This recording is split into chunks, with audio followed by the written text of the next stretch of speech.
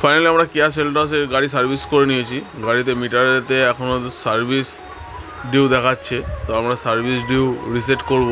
আমরা রিসেট কিভাবে করে নেব আপনাদেরকে দেখাবো। আমরা Mobil change, oil filter change সব করে নিয়েছি। আমরা সার্ভিস রিসেট করবো, সেটা আমরা কীভাবে করছি সেটা আপনাদেরকে দেখাবো। ফার্স্ট ইগনিশন আমরা অফ করে নিলাম। ইগনিশন অফ করে ইগনিশন অন করলাম। ইগনিশন অন করলাম, দেখে নিন service due 215 kilometre, 251 kilometre sorry, আর 224 দিন ডিউ দেখাচ্ছে। তো আমরা সেট আপ বাটন ক্লিক করে নেব। সেট আপ ক্লিক করে ভিকেলসে গিয়ে আমরা ক্লাস্টারে যাব।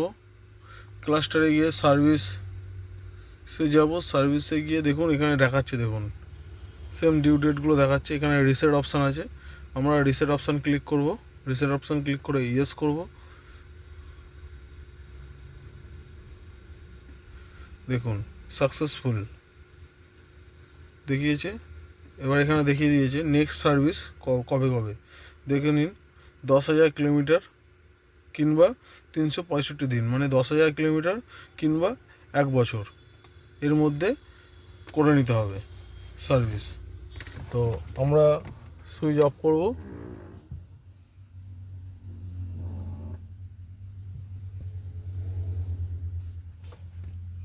ইগনিশন সুইচ অফ করে নিয়েছি।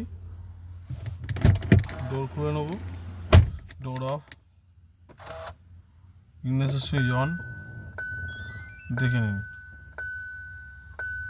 সার্ভিস ডিউ চলে গেছে। টায়ার প্রেসার লো আছে, ওটাও আমরা চেক করব। ওকে।